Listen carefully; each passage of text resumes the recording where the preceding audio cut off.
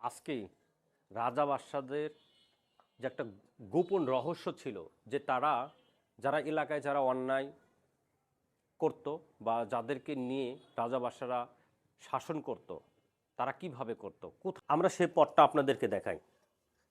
দেখেন কত অন্ধকার, দেখছেন, দেখেন কত ভয়ঙ্কর জায়গা দিয়ে তাদেরকে নেওয়া হতো, কত ভয়ঙ্কর জায়গা দিয়ে, কত ভয়ঙ্কর জায়গা দিয়ে তাদেরকে এইভাবে ওঠানো হতো।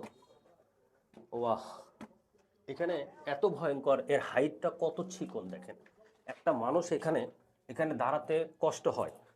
সো এই হচ্ছে সিঁড়ি, এটা হচ্ছে তাদের গুপ্ত সিঁড়ি। এই পথ দিয়ে তারা এই রুমটাতে নিত, গুপ্ত গৃহ। এইটা হচ্ছে তাদের টপ ফ্লোর।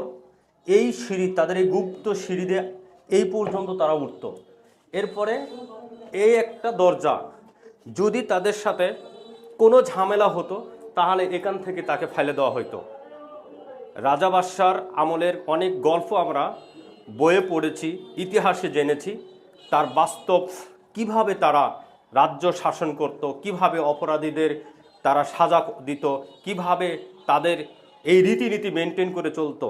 তাদের শাসন রীতিটার অত্যন্ত কড়া ছিল। আজকালকার শাসন রীতির সাথে আগেকার শাসন রীতির মিল ছিল না, ভয়ঙ্কর একটা রূপ ছিল সেই সময়। আমরা অনেক সময় অনেক মুভিতে দেখতে পাই, অনেক নাটকে দেখতে পাই, যার বাস্তব চিত্র দেখানোর জন্য একটু আপনাদের সামনে এই ছবিটা তুলে ধরলাম।